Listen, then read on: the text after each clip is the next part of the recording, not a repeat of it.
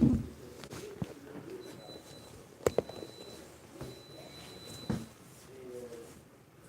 right. Good enough. Okay, so like I said, Elizabeth said she can't hear, so she's trying to move the camera closer. Thanks for abandoning me now. I'm not sitting.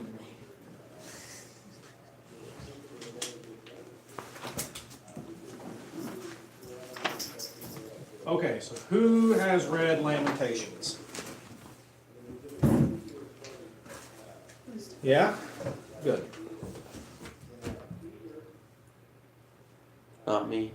Well, you're not going to get anything out of this class if you haven't read it already. Alright, so what we're going to do is we're going to go verse by verse and hope that everything goes fairly quickly, but not too quickly. We can dig in and talk about our notes and stuff. And we're going to talk at the beginning here about what we want to get out of this class. What my goal is for you guys to get out of studying Lamentations is to see the effect of sin. Because we don't tend to see the effect of sin necessarily. I should have hunted this song down first, but there's a hymn that we sing that says, then do we wonder why others prosper, living so wicked year after year. And that's Farther true. along. That's true. Yeah, it is farther along. And after I said that, it came to me. But whenever you see sin happen in the world, there's not always an immediate punishment for it. Does that make sense?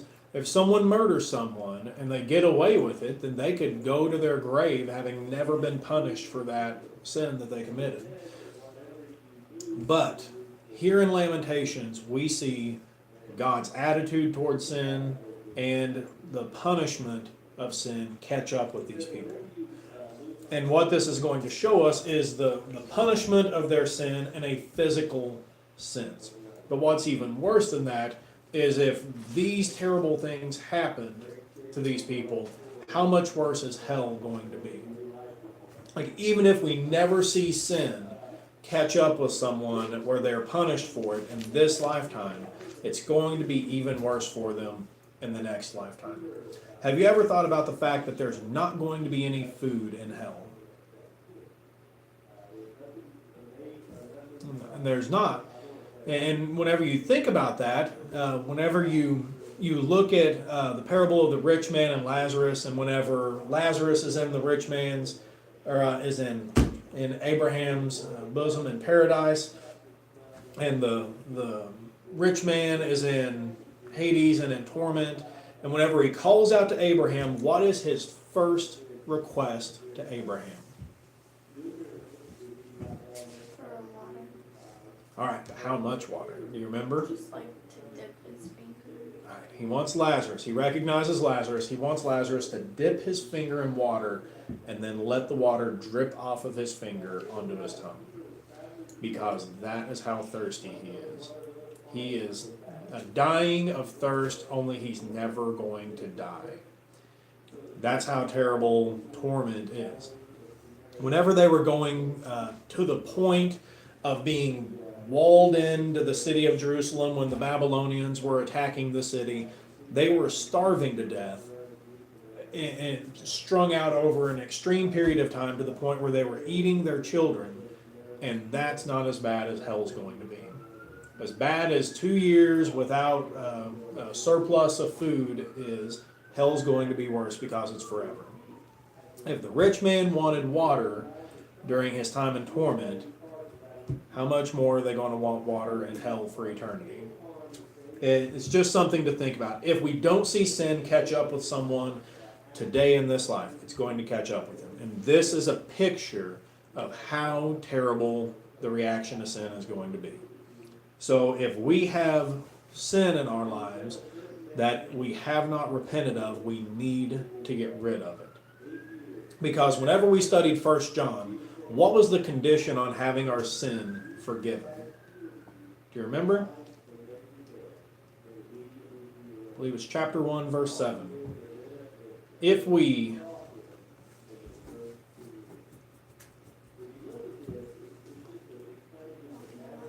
Walk in the light as he is in the light.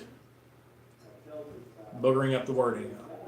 The blood of Christ will continue to cleanse us from our sins.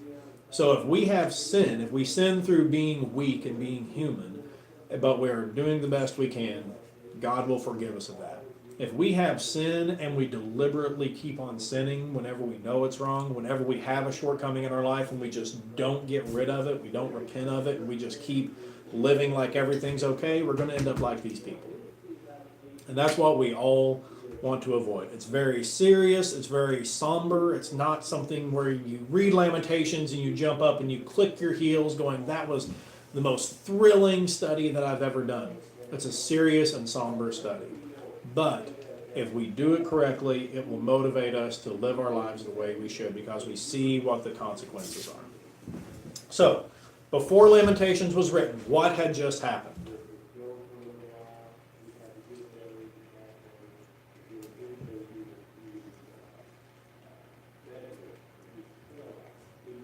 The year was 586.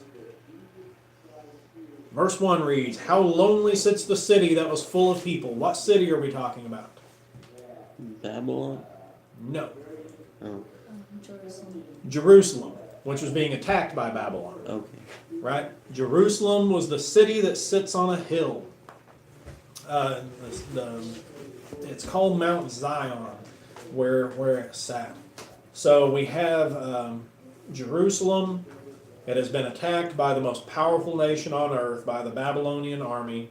They siege it for 2 years. The people are starving to death on the inside. They will not listen. They throw Jeremiah in a pit during that time because they think he's a traitor and he's weakening the soldiers.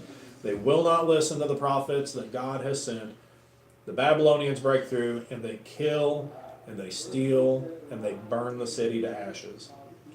And they take the cream of the crop away for slaves, and they rape and plunder and kill the rest. They leave behind a tiny remnant of people, just the poor people. Just the poor people behind is all that's left in the ruins of the city of Jerusalem. And that is the scene whenever Lamentations is written. I think it's written by Jeremiah. There's people that argue that it's written by somebody else. I think Jeremiah is the best option on the table. But with that in mind, let's look at this book through the lens of through the eyes of someone that has just seen their neighbors murdered in the streets, blood and bodies everywhere. The temple of God that was beautiful, covered in gold, burned to the ground. The strong gates of the city burned to ashes. The walls torn down to rock heaps that kids could climb on and play on. With those things in mind and the terrible things that we have just seen through someone else's eyes, let's look at Lamentations and go through the whole thing. So hopping in at chapter 1, verse 1, "How lonely sits the city that was full of people." Jerusalem had a population that was likely in the hundreds of thousands. And now there is a tiny, tiny remnant of just the poor people left. Imagine going to Springfield and it being a ghost town.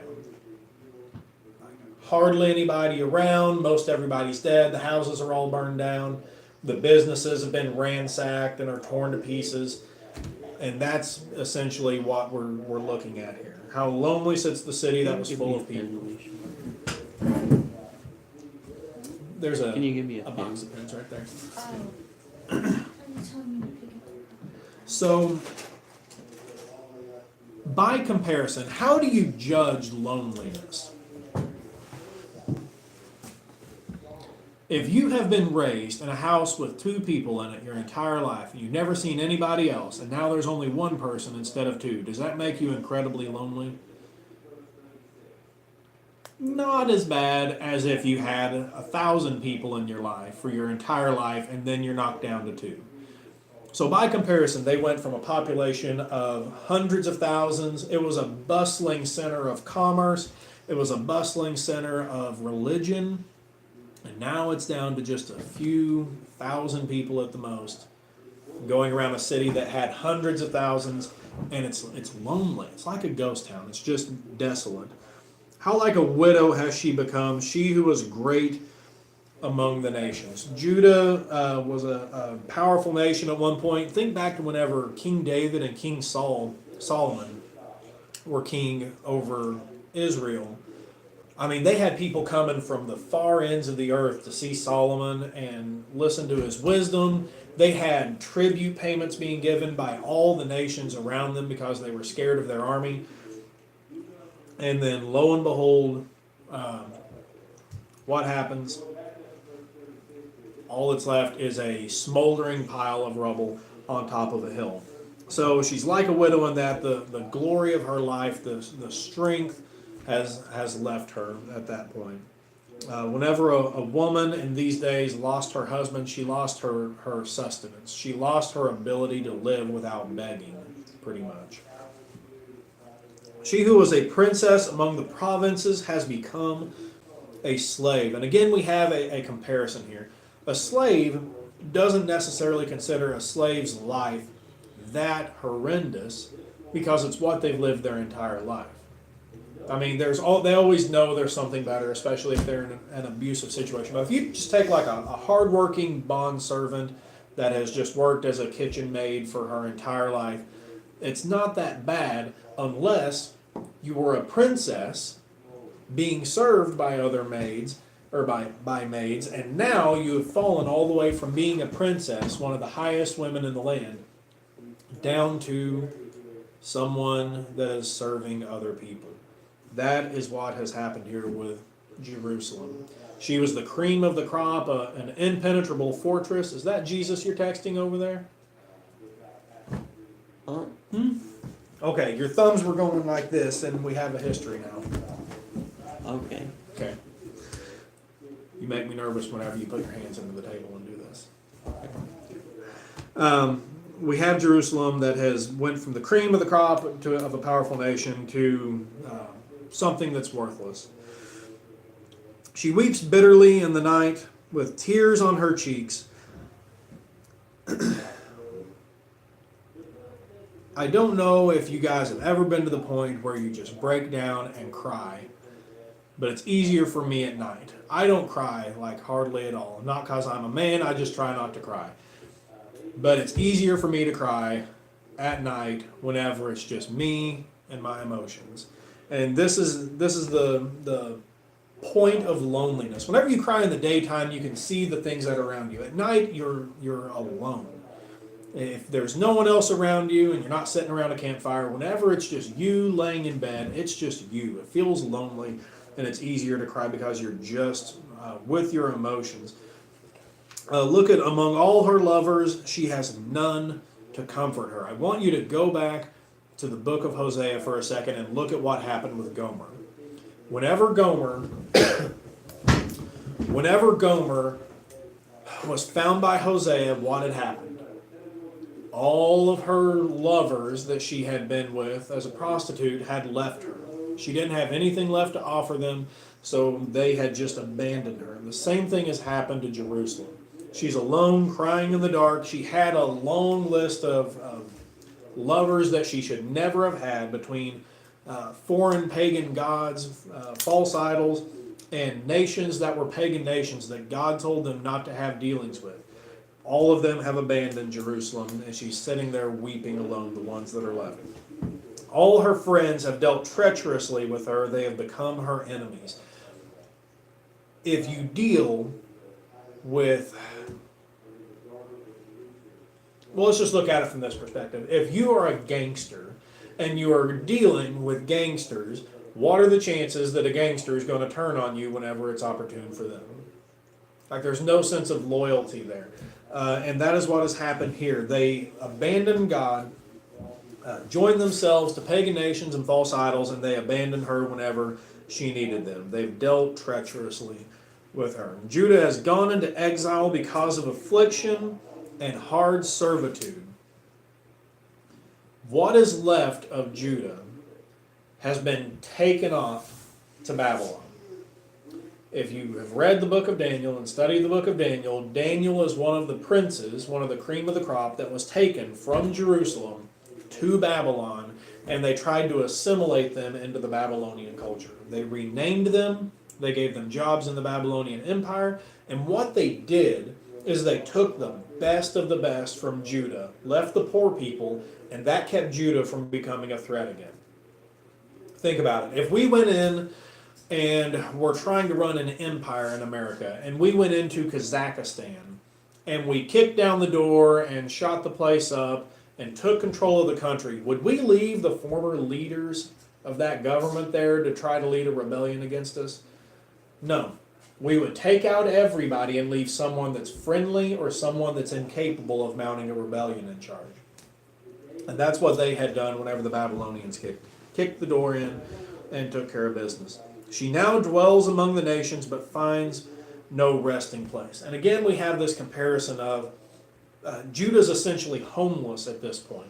They've been taken away from home like a bunch of slaves, and they can't see their home anymore. And how much worse is being homeless whenever you had a great home to start with? All right, being homeless, again, isn't that terrible if it's all that you've ever known. If you've lived in a cardboard box your whole life, then, you just take it for granted that living in a cardboard box is the way it's always been. But if you lived in the White House and went from the White House to living in a cardboard box, how much worse is living in a cardboard box? It's terrible. So whenever she doesn't find a resting place, they had a home, and the reason they lost their home is because they abandoned God and refused to do what he said. So we should learn a lesson from that. Her pursuers have all overtaken her in the midst of her distress. When you go back and you read Old Testament history, that time and time and time again, trouble will come knocking on the door of Israel and Judah, and God will spare them. God will do something, whether through miraculous means or providential means, and Judah and Israel will be spared. And I am sitting there going, why doesn't God drop the hammer and just take them into bondage now? And we're going to get to God's timing here in a bit. But Canaan was given to them whenever they conquered it. By the grace of God and the power of God, they conquered Canaan. They've lost that home. And now, whenever they were in distress, whenever they had trouble and needed help, her pursuers overtook her. All the people that hated her came to get her. And we're going to talk about that in a bit too. The roads to Zion mourn, for none come to the festival. All her gates are desolate. Her priests groan. Her virgins have been afflicted, and she herself suffers bitterly. Why would the roads into Zion mourn? Zion is another name for the location that Jerusalem was at. But why would the roads into Jerusalem mourn?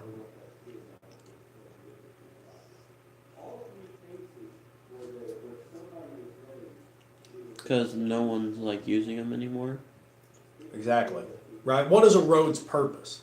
A road's purpose is just to be traveled on, right? Imagine spending tens of millions of dollars on 65 highway out here where they put in the third lane and everything, and then no one would drive on it. I mean, a road would just not have any purpose if no one was using it. And look at the time that no one is using it. For none come to the festival. Under the law of Moses, there were certain festivals that would increase the traffic in Jerusalem. It would increase the population because people would come back for those religious festivals, and they would come from wherever they were at, out in the country, up into Jerusalem to celebrate those festivals the way that God told them to. That was the busiest time of the year in Jerusalem, was during those festivals. And now no one is coming in anymore. No one's left to come in from the countryside. They've all been killed or taken away as slaves. All her gates are desolate. The gate to a city back then was so important. It's hard to describe. A gate was not only something that you used to bar people from getting in, it's something that you used to control the flow of traffic. Right? Just like I-44 comes in, and the road where 44 comes into Springfield is very important, and the road where 65 comes into Springfield is very important. The gates to a city were important because that's where you would go in. That was essentially the door through the protective walls to get into Jerusalem. The gates are desolate. There's nothing there. There's no one there. The important people, the elders of the city, would set up and sit by the gate. And that was where judgment would take place. If someone had a case against their neighbor, they would come before the elders at the gate. And that is where a judgment would be passed by the elders. But there's just nobody there. The place that should have the heaviest traffic, where the people went into the city, there's just nothing there anymore. Her priests groaned, and the priest should have known better from the start. The priests were corrupt whenever God punished Jerusalem, and the priests know that God is the one that is doing it. Her virgins have been afflicted, and she suffers bitterly. The priest and the virgins of the city should have been something they could have been proud of, right? A beautiful daughter that you're going to give away in marriage someday is something that you can be proud of. The priests and the people that served the nation for God through sacrifices and other things should have been a pride point for them, something that's good to take pride in. But they've been afflicted. The priests groan. The virgins have been killed or packed off. And she herself suffers bitterly. The word bitter here is a strong word. Think of the most bitter thing you've ever tasted. Think like a green persimmon. That's what came to mind. Yeah, a green persimmon is even worse than the most sour lemon you've ever put in your mouth. But even a sour lemon, how it leaves this terrible, bitter taste in your mouth. There's just nothing pleasant about it. That is what has happened to Jerusalem. Everything about it is bitter. There's nothing good about what has happened here. Her foes have become the head, and her enemies prosper. Imagine how frustrating it is for the people that you hate. The Jews hated the other nations. If you look at Jonah in the book of Jonah, he wouldn't go to Nineveh, not because he was scared, but because he hated them. He wanted to see God wipe them off the map because he hated them. They acted that way toward all the other nations. But now you look, her foes have become the head. So the people they hate are in charge of what's left. They've taken dominance over Judah. Her enemies prosper because the Lord afflicted her for the multitude of her transgressions. Look at the reasoning on why her enemies prosper and why Judah has been afflicted. It's for the multitude of her transgressions. Whenever we read this, I don't want you guys to think, if I sin one little time, God's going to drop the hammer on me and have my head chopped off or have me taken away as a slave. We have other passages that show us that God is patient. And like I said, whenever I read Old Testament history, I'm going, why hasn't God already dropped the hammer on these people? I mean, he gave them generation after generation after generation to come back to him, and only after a point where they wouldn't come back and they had refused over and over again, that is when God punishes them. And that's the same way with us. For the multitude of her transgressions. How many transgressions?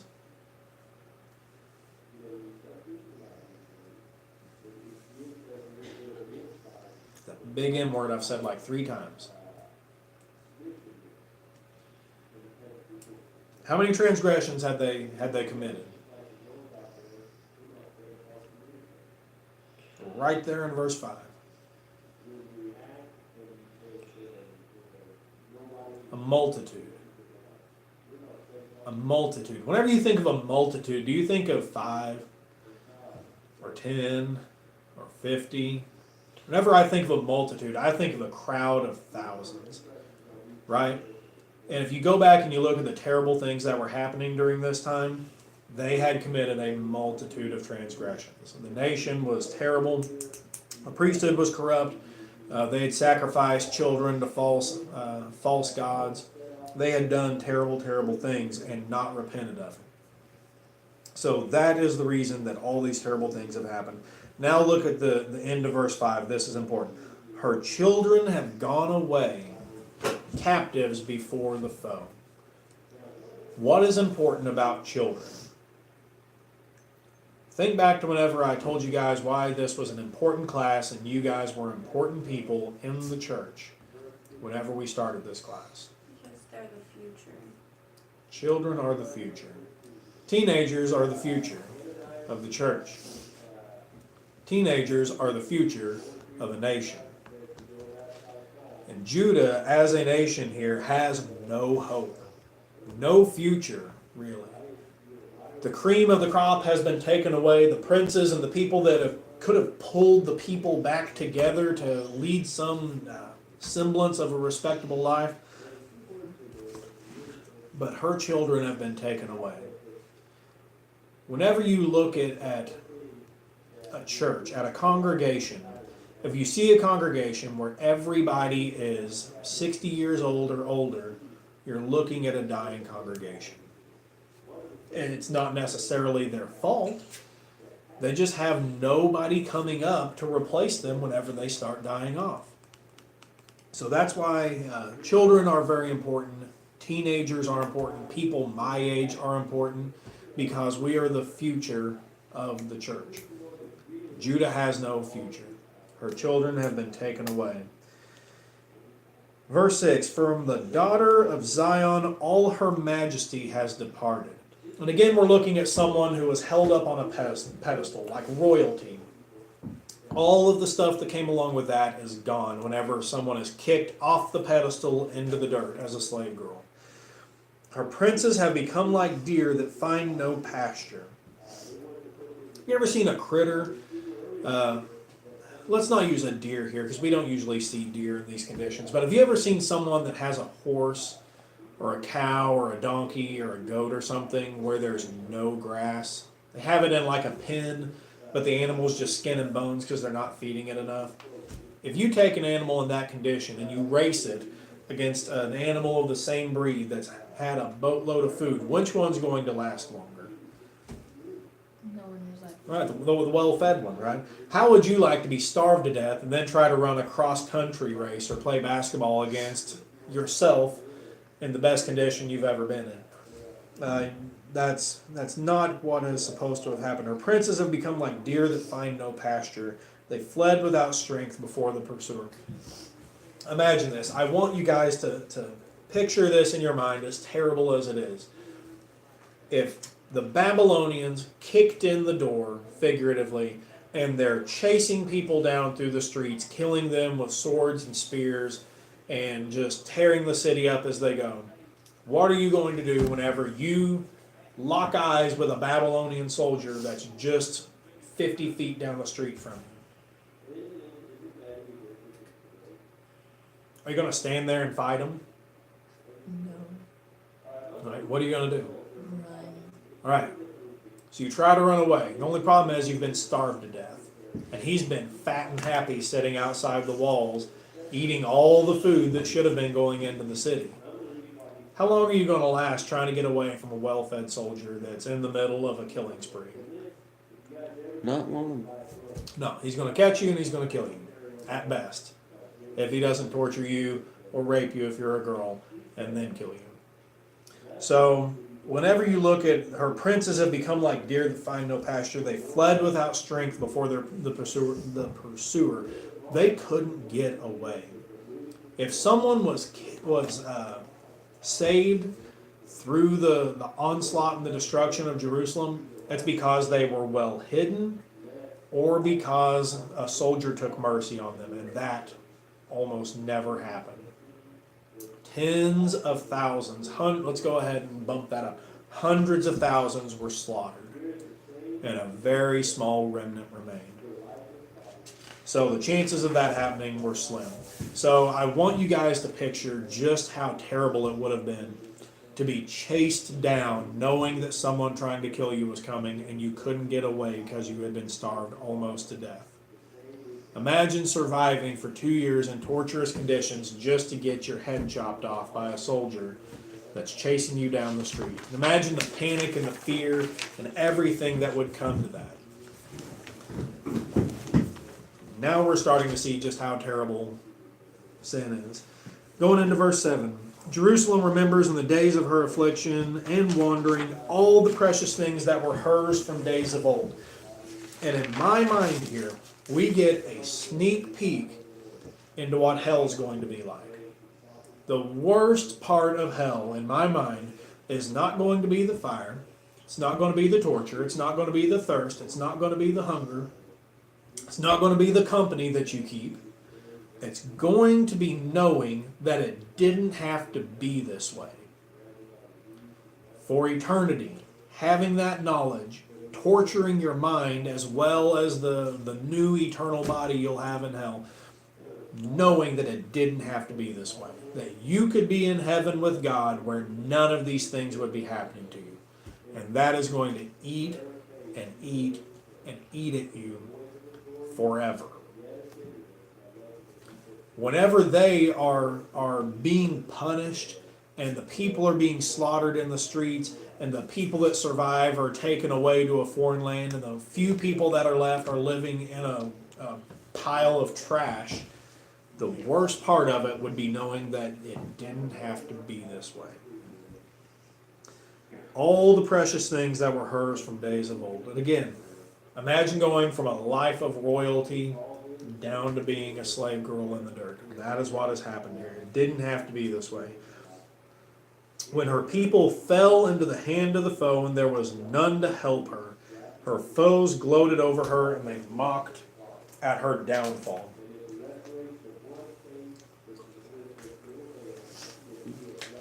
I don't know about you, but there have been points in my life which were low points, and something that made it worse was somebody poking me about it.